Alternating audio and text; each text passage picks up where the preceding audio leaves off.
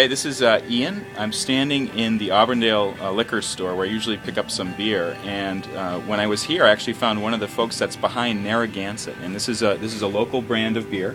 Yep. It was revived about 2 or 3 years ago. We actually started about 5 years ago in Rhode Island, Okay. but we didn't start selling a lot of beer here in Massachusetts until about 24 months ago. Okay, so actually, could you introduce yourself and, Sure. and tell you the story of Narragansett, the second coming? My name is Bill Heslem. I am one of the owners in Narragansett and head up the sales effort in Massachusetts, Northern New England, Connecticut, and some of our emerging markets. Which I was just telling you, we launched in New York this week to great anticipation. And Narragansett is a 120-year-old brand that we're resurrecting that once carried a 65% market share in New England. Oh my God! It's the biggest beer by far, and it almost went into extinction in the early 2000s, and we got the rights to the brand back, rebrewed the beer, and started selling it again in Rhode Island to a lot of our fans down there. We're based out of Providence, right?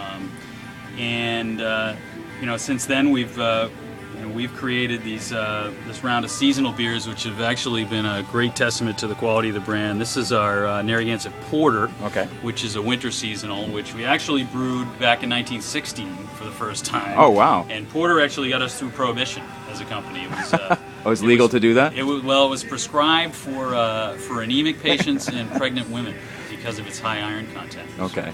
But Porter disappeared with all the other seasonal brands in the mid-'70s when Falstaff bought the brand. Okay. And so we've brought it back along with the Fest Lager, which is our Oktoberfest beer.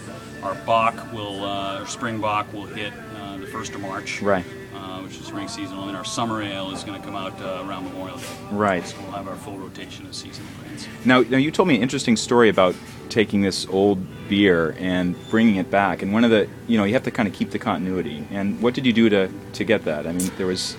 Well, the brand had a lot of value. And there's still, a lot of people remember the brand. Their father drinking it, their grandfather drinking it, them taking it out of their dad's fridge and storing it in the woods for a little rendezvous later.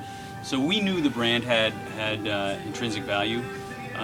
Our ability to extract that out of the consumers and to rebuild something was really predicated on building or creating a quality beer again. Okay. And that was critical. And one of the greatest things and testaments is we just won gold at the Great International Beer Festival at the end of 2010 in the lager category. 50 beers in the category. Sam Adams took silver. Sapporo took bronze. Wow. Every lager around the world was in the contest, and we took gold. A real testament to the quality of the beer that we were able to brew, and it's just a matter of getting people to sample it again and embrace something local. Right. Our very drinkable local beer that's theirs. Right. And we just want people to embrace that goodness again, the heritage of the brand, and it's a great value. We were talking earlier about pricing. It's a really good value for what you get. Right. We like to call it a price. We price it as a premium brand on sale. Okay. It's really what you're getting. Whether it's a $9.99 12-pack or $5.49 for a 6-pack of Tall Boys. Right. And you tracked down the old brewer as well, or one of the old brewers. Yeah, that was critical to identify the old recipe, and we did tweak it a little bit, but the real core and the heart of the beer is very similar to what it was back in the 50s and 60s when in the heyday of the brand. I mean, right. It's worth mentioning the association we had with the Red Sox too.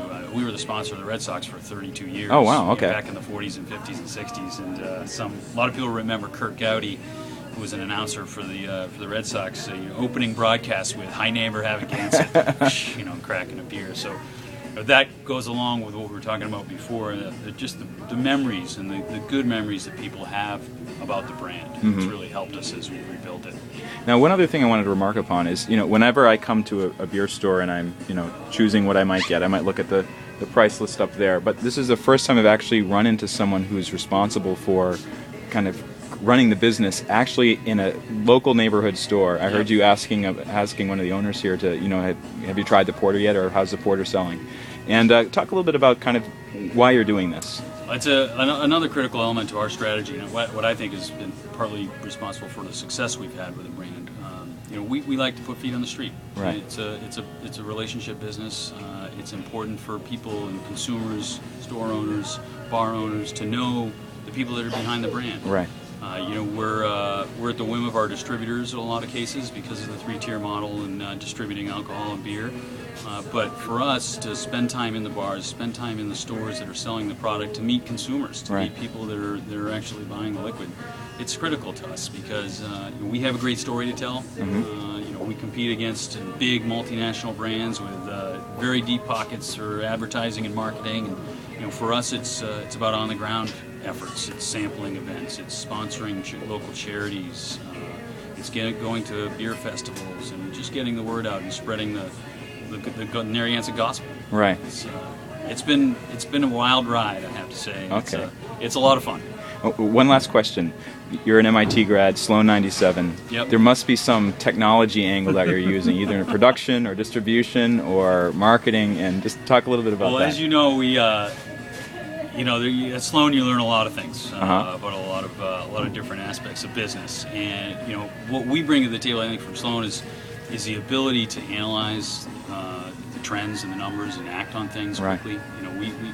We do a lot of analytics behind our growth. Okay. For me in particular, in managing a group of people that are out selling the product, it's pointing them in the right direction when we see trends and understanding what's happening in the industry. I feel like a lot of people in this business, react versus do things proactively. Okay. So I think our ability to analyze trends and understand what stores are doing, consumers are doing prior to them actually doing it is critical. One other thing to mention that we're very good at is our social media. Okay. Yeah, we do a lot on Facebook, a lot on Twitter, and a lot on our blog, on our website, which is narragansettbeer.com. Okay. Or follow us at Gansett Beer on Twitter. It's a really fun way for us to engage and compete on a level playing field against the big companies. Right. 20,000 Facebook fans and 3,500 Twitter followers, and we're really in that flow of activity, which is where our consumers are. 20 to 30-year-olds are the heaviest consumers of our brand. Okay. And they're the ones that are playing on their PDAs all day long on Facebook and Twitter. So that's another aspect I think we have a leg up on other companies. Okay. Sure. Well, Bill, thanks so much for taking the time to talk with us, and I'll be Twitter follower number 3,501 after I get home. Thanks so much. Thank you.